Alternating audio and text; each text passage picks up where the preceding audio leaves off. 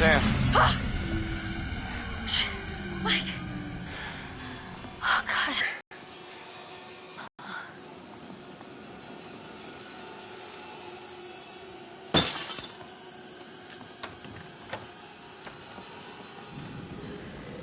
Okay.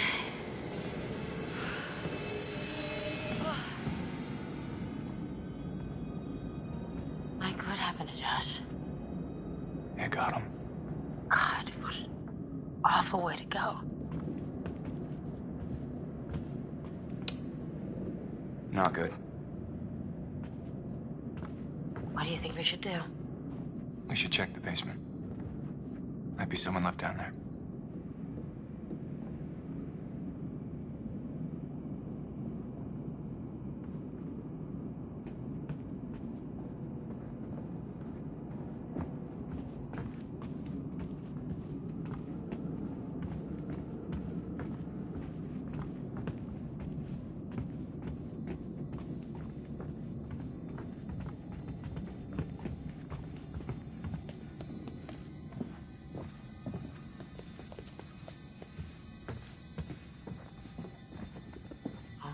How do you rate our chances of survival? I'm trying not to think about it. Oh, Go, go, go! oh, we must go! Run!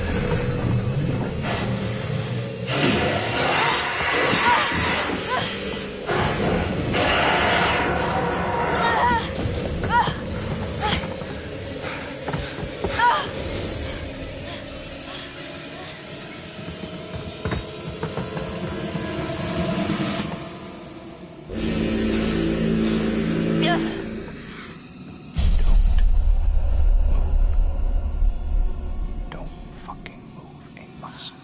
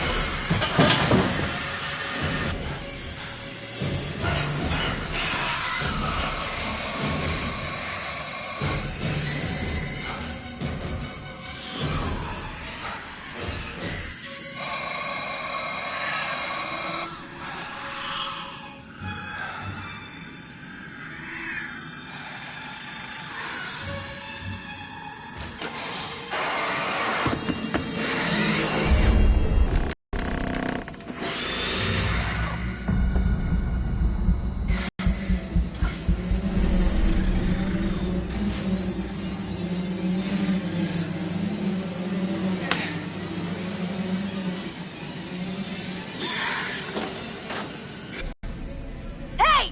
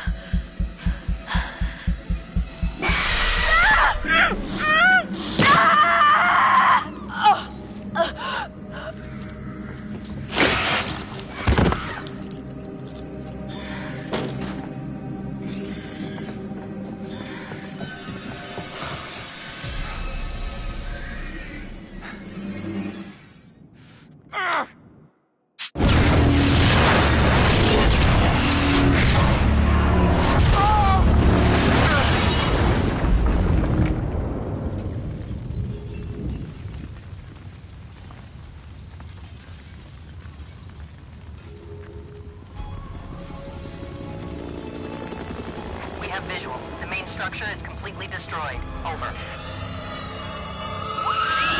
Come on.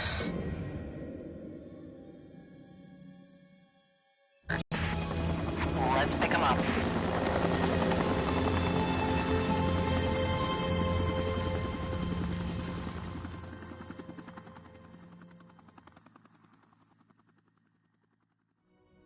Fuck! No!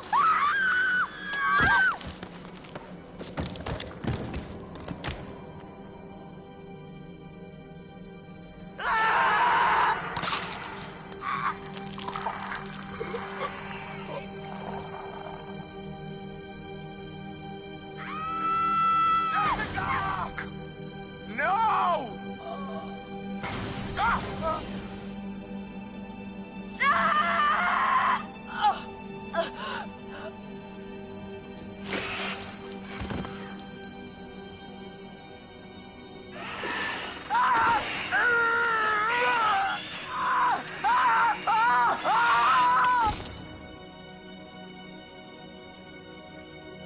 The old man, I don't know how to describe him. I mean, You said you thought he was stalking you at first. Did anyone else in your group think that? well, yeah, Is it possible they could have killed him? what? No, you don't understand. Don't you And understand? if he attacked you, He saved my life. And I watched him die. I heard Jessica. I don't know how or why she was down there, but I know I heard her. He held it right up to my face. Right here, right in front of my nose, and he could have shot me. He almost shot me, the prick. I mean, you go out with a guy for however long and you think you know him, but man, this one really takes the cake. He was out of his fucking mind. He wanted to hurt us. Okay? And I thought he was the one who attacked Jess. About Matt, have you found him? No, not yet.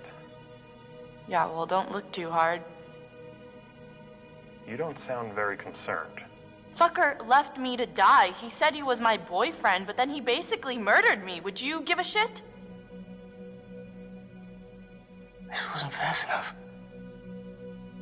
I was so close, man. If I had just been a little faster, I could have saved her. I could have saved her. So it's my fault. And the reason Jess is dead. Josh helped us, and then... Fuck, man. That thing, okay, the Wendigo, it came out of the darkness and it just... I don't know. I heard screaming. I got out of there. There's no point in both of us dying.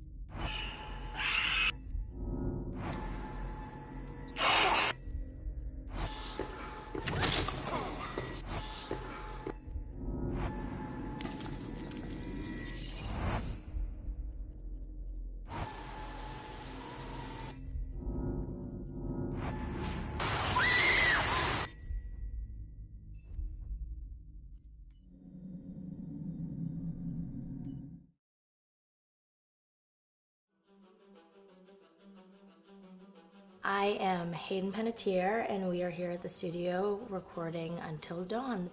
My name is Rami Malek, and I played Josh. My name is Megan Martin. My name is Brett Dalton. My name is Antonella Lentini, and I played Hannah and Beth. My name is Jordan Fisher, and I play the character Matthew, Matt for short. I'm Nicole Bloom, and I play Emily in the game. My name is a traumatic experience where I've lost two of my sisters, so coming to kind of get some closure in that respect.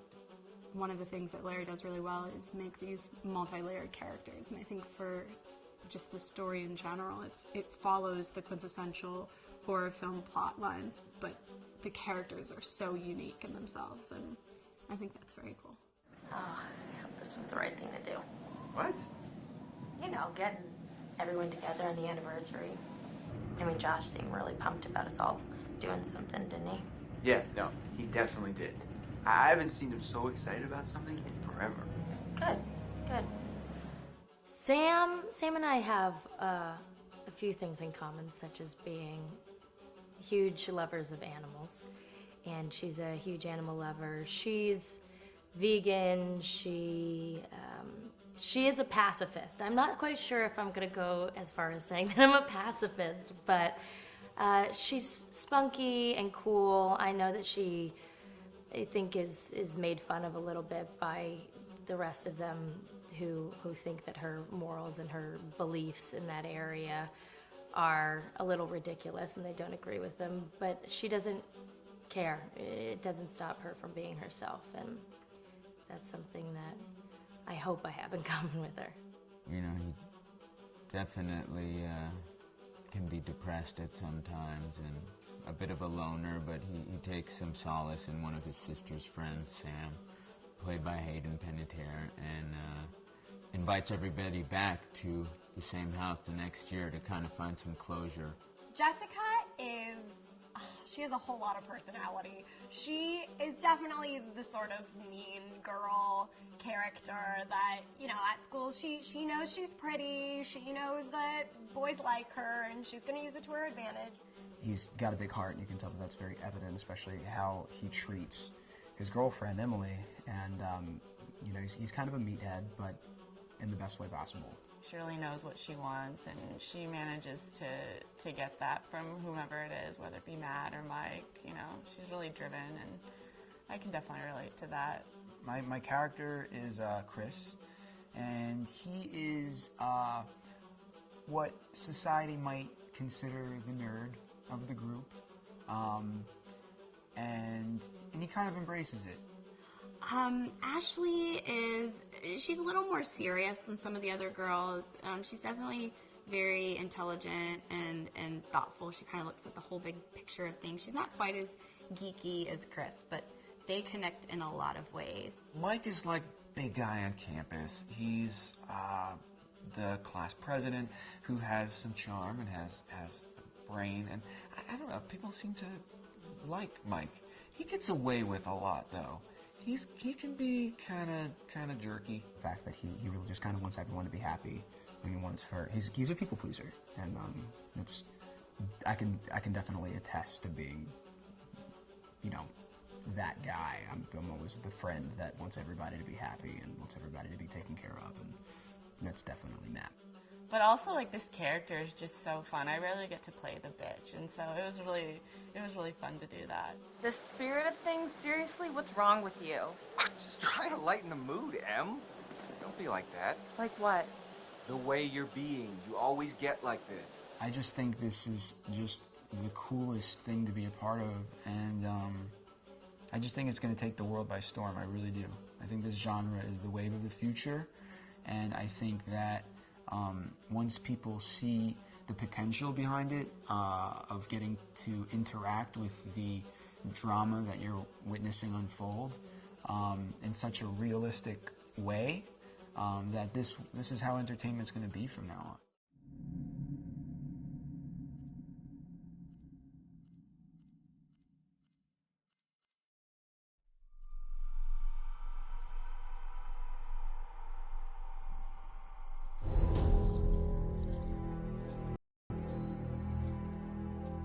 Just move over there. Go on, move. Let me say what I came to say. I'm here to tell you what you're up against being back on this mountain. You should never have returned. I don't know why you did after what happened last year. You mean with Hannah and Beth? Yeah, how could you know without being involved? I don't take kindly to you kids coming up here to my mountain. Your mountain. The mountain don't belong to me, it's true. But it don't belong to the Washingtons.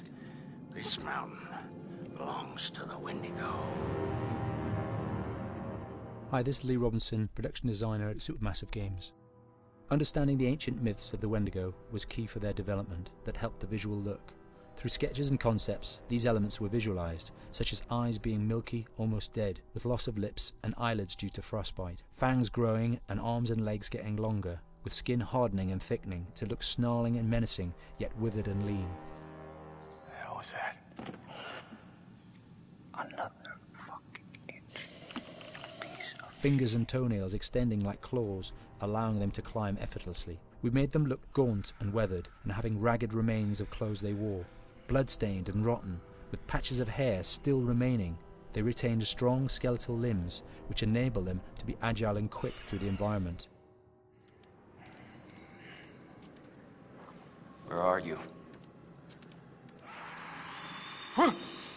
My name is Jamie Gallipo, animation director at Supermassive.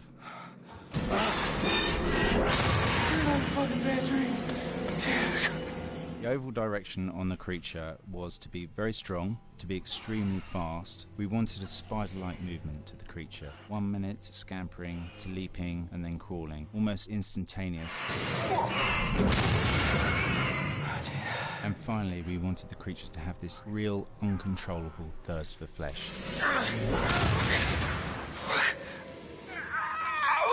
From a sound design perspective, the Wendigo is a real challenge. For the main vocalizations of the Wendigo, we used our own vocalizations, various different animals from the exotic to the farmyard, various plugins and processes to gel these sounds together and keep a human resonance behind that voice, telling the backstory of the Wendigo.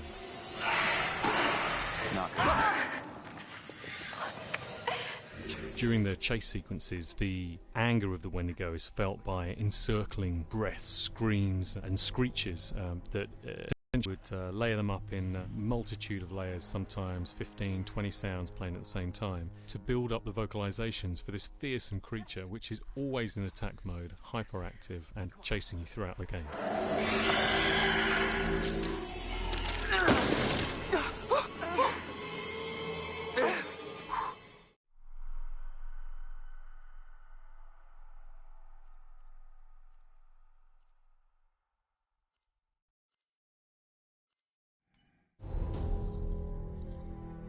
Hi, this is Lee Robinson, production designer on Until Dawn.